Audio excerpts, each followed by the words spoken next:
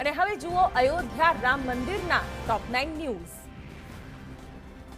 અયોધ્યામાં 22 જાન્યુઆરીએ શ્રી રામલલાની પ્રાણ પ્રતિષ્ઠા પહેલા અનુષ્ઠાનનો પ્રારંભ, ત્યારે બીજા દિવસે મંદિરના ગર્ભગૃહમાં પૂજા કરવામાં આવી।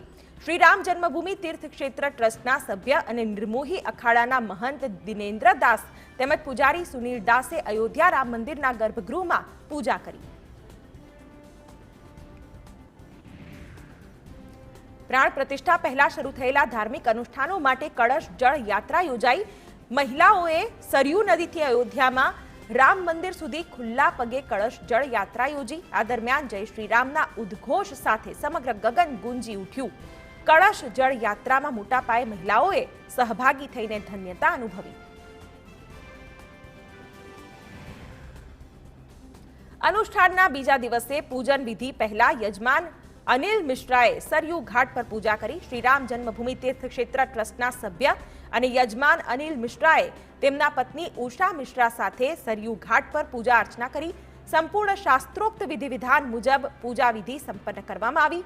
મિશ્રા દંપતી સળંગ 7 દિવસ સુધી યજમાનની ભૂમિકામાં જ રહેશે। અધૂરા રામ મંદિરમાં પ્રાણ પ્રતિષ્ઠાના વિવાદ વચ્ચે અયોધ્યા રામ મંદિર નિર્માણ સમિતિના અધ્યક્ષ નૃપેન્દ્ર મિશ્રાએ મહત્વનું નિવેદન આપ્યું છે। નૃપેન્દ્ર મિશ્રાએ જણાવ્યું કે મુખ્ય મંદિર જે ગ્રાઉન્ડ ફ્લોર પર છે તે આખું બની ગયું છે। અહીં ગર્ભગૃહ અને 5 મંડપ સ્થિત છે।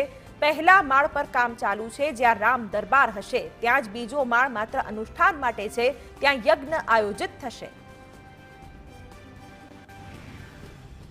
પ્રાણ પ્રતિષ્ઠા પહેલા જ અયોધ્યા પહોંચી ગયા છે રામ, સીતા અને લક્ષ્મણ। ટીવી સિરિયલ રામાયણમાં શ્રીરામના પાત્રમાં યાદગાર ભૂમિકા ભજવી ચૂકેલા અરુણ ગોવિલ, માતા સીતા તરીકે દીપિકા ચિખલિયા અને લક્ષ્મણ તરીકે સુનિલ લહેરીનું નામ રામનગરીના અયોધ્યામાં આગમન થઈ ગયું છે।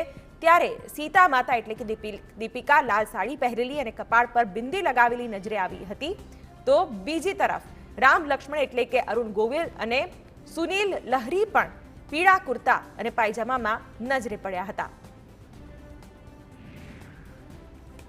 22 જાન્યુઆરીએ શ્રી રામલલાના પ્રાણ પ્રતિષ્ઠા કાર્યક્રમના 2 દિવસ પહેલા 20 જાન્યુઆરીથી અયોધ્યામાં બહારના લોકોના પ્રવેશ પર પ્રતિબંધ રહેશે। આ સિવાય પોલીસ પ્રશાસને અયોધ્યા ધામની અંદર રહેતા લોકોને 21 અને 22 જાન્યુઆરીએ બહાર ન જવાની અપીલ કરી છે। અયોધ્યા ધામ અને શહેરની અંદર રહેતા લોકોને તેમના ઘર સુધી પહોંચવા માટે મંજૂરી આપવામાં આવશે। આ માટે તેઓએ પોતાનું ઓળખપત્ર પણ બતાવવાનું રહેશે। અયોધ્યામાં પ્રાણ પ્રતિષ્ઠા મહોત્સવ પહેલા વિવિધ પ્રકારના ભોગ અર્પણ કરવામાં આવી રહ્યા છે, ત્યારે ભોજન બાદ ભગવાનનો ખાસ મુખવાસ પણ અર્પણ કરવામાં આવે છે। પ્રાણ પ્રતિષ્ઠાના દિવસે પણ 551 પાનનો મુખવાસ પ્રભુ શ્રીરામને ભોગ સ્વરૂપે ધરાવવામાં આવશે। અયોધ્યામાં 3 પેઢીથી પાનનો ભોગ તૈયાર કરનાર પરિવાર 551 પાનનો મુખવાસ તૈયાર કરશે। અયોધ્યા માટે એર ઇન્ડિયા એક્સપ્રેસ સર્વિસની 2 ફ્લાઇટ શરૂ કરવામાં આવી છે। આ ફ્લાઇટ કોલકાતા અને બેંગલુરુને અયોધ્યા સાથે જોડશે। સિવિલ એવિએશન મંત્રી જ્યોતિરાદિત્ય સિંધિયા અને ઉત્તર પ્રદેશના મુખ્યમંત્રી યોગી આદિત્યનાથે તેનું વર્ચ્યુઅલી ઇનોગ્રેશન કર્યું। પ્રધાન જ્યોતિરાદિત્ય સિંધિયાએ જણાવ્યું કે આગામી 17 દિવસની અંદર અયોધ્યાને દેશના 4 ખૂણા સાથે જોડી દેવામાં આવ્યું છે। અયોધ્યામાં પ્રાણ પ્રતિષ્ઠા મહોત્સવને લઈને સર્જાયો છે દિવાળી જેવો માહોલ, ત્યારે ભારતના ખૂણે ખૂણેથી ભક્તો તેમજ અન્ય લોકો અયોધ્યા પહોંચી પ્રભુની ભક્તિમાં થઈ રહ્યા છે લીન।